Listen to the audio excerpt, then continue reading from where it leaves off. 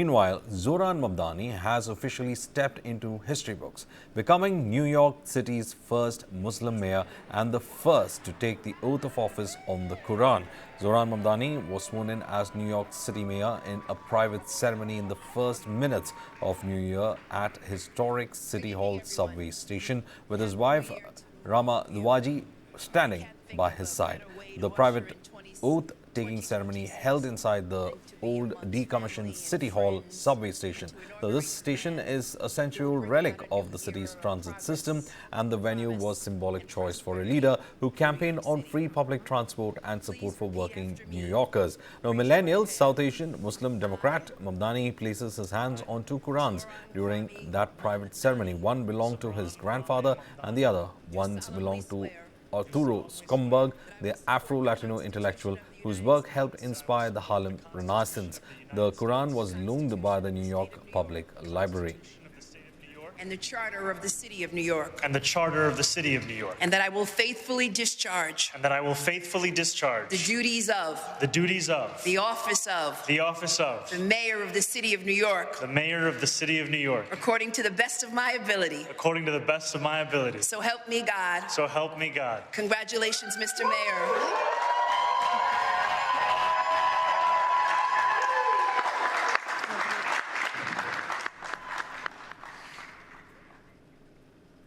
Now, at around 1 p.m. US time, the public oath-taking ceremony took place at around the City Hall. For the ceremony, Mamdani used Qurans that belonged to both his grandfather as well as grandmother, making the moment deeply personal as well as historic. U.S. Senator Bernie Sanders, one of his political inspirations, administered the oath in front of the public, followed by celebrations along the Canyon of Heroes. Now, if you've heard about the $9 fee connected to the ceremony, that is not a fine. It is simply the standard filling fee charged by the New York City clerk when elected or appointed officials formally submit their oath of office. With that, Zohran Mamdani begins his journey as New York City's first Muslim mayor, marking a milestone moment for the city and its diverse communities. Now, for more on this, I'm joined by my colleague Ishita. Ishita, there is a tradition of two oath-taking ceremonies. One, of course, at the landmark subway station, abandoned, though with a lot of symbolic attachments to that subway station as Mamdani takes that oath. Looks like he had in fact planned, and also, interestingly enough, I remember that victory speech where he says that he's not going to apologize for being Democrat, Muslim, and in fact speaking out his mind. And it looks like with all these symbolisms, like the oath taking on top of the Quran, and then that symbolic station where, speaking about the common New Yorkers, it symbolizes. It looks like a lot of symbolism attached to this oath-taking ceremony. Right, Verghese, this swearing-in ceremony, a private one, in fact, that took place at this decommissioned substation in Manhattan, is all about optics. With this, Mamdani is sending a lot of messages. First, he's adding a lot of historic firsts that he already has in his pockets. He's the first Muslim to become a New York mayor. He's the first South Asian origin and also first African-born to hold that post. But by taking oath on Quran, especially two Qurans, he's now become the first New York City mayor to ever do so. First of all, there is no provision to take that oath when it comes to city, federal or state constitutions. To uphold these laws, you do not require religious text. But we have seen, Mamdani's predecessors, they've taken oath on Bible. So he's somebody who's become the first New York City mayor to take, in fact, oath on Qurans, and not just one, two in fact. One belonged to his grandfather, the other one was taken on loan by a New York Public Library, belonged to 18th or 19th century. So with that, he sent a very clear message that he's somebody who's not going to shy about his identity, his faith. He's somebody who wears his religion on his sleeves, and something that we've also seen during his camping. He gave out a very clear statement. I'm not going to shy about what I do, how I eat, and how I practice my faith. So his identity of being a Muslim is something, he's not somebody who shies away from that. And with this, oath-taking ceremony, he's also clearly sent out a message that he's going to stick to that line that he carried on during his camping. He candidly spoke about 9/11 attacks. He spoke about the issue of Islamophobia.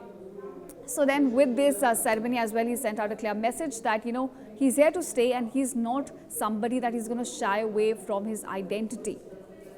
Well, identity has been one major issue, especially when it comes to the campaigning. There were questions about his identity that was in fact raised by none other than Donald Trump himself. But beating all those odds, Mamdani had become the mayor of New York, with, as you said, with a lot of firsts. But again, he has also ensured that he would in fact fight against Trump's policies. He's in fact made it quite open that he would in fact ensure that the fighting continues. Just had Steve Banks being nominated as the top lawyer for New York. Therefore, it looks like it's going to be a long-drawn battle with Trump's policies then. Right, clearly, somebody who is, of course, there are differences between Donald Trump and Zohran Mamdani when it comes to policy. He's a socialist Democrat who's campaigned on the issues of affordability, on freezing rents, talking about free buses, free transport, free childcare. And in fact, Donald Trump, while he was campaigning, had also warned that had, Zohran Mamdani becomes the mayor of New York, he would stop the funding to New York. So he's definitely got a very tricky relationship with Donald Trump to navigate. Although we did see that after he was elected, Donald Trump, sort of moderated his stance, welcomed him in the White House as well, and said that we would work together to make New York more effective, more better for the people. So we did see some sort of, mending right there. But of course, right after that, we also saw statements coming from both the sides where they appear to be, on different sides of this political spectrum. So, interesting fight that could in fact emerge, because Donald Trump did in fact not mince words about how he in fact sees Mamdani and the mayorship that he's going to hold. But Mamdani himself pulling up some aces with regard to it. He has appointed a lot of Trump critics in key posts, isn't it? Right, of course. We've seen, even though there was this meeting which was, hyped up between the two right at the White House, ever since that meeting took place, we also saw statements coming in from both the sides where they've been calling each other jihadist and fascist as well. In fact, right there at the meeting, when Mamdani was asked if he's okay with Donald Trump being called a fascist, he said yes. So yes, of course, there is that tricky relationship that Mamdani will have to manage as he now officially becomes the mayor of New York City. You have Donald Trump right at the helm, who's not very, comfortable with the kind of politics Mamdani practices. You have issues of immigration. Mamdani, as somebody of South Asian origin, as a Muslim, has been very vocal about the experiences of immigrants living in New York City. He's spoken about Islamophobia, he's spoken about the diversity of New York. Whereas you have somebody like Donald Trump who keeps on talking about whose election plank was in fact to control immigration. So then you will see that clash, of course, playing out, but we'll have to see, will that affect his policy and the implementation of that in New York City as well.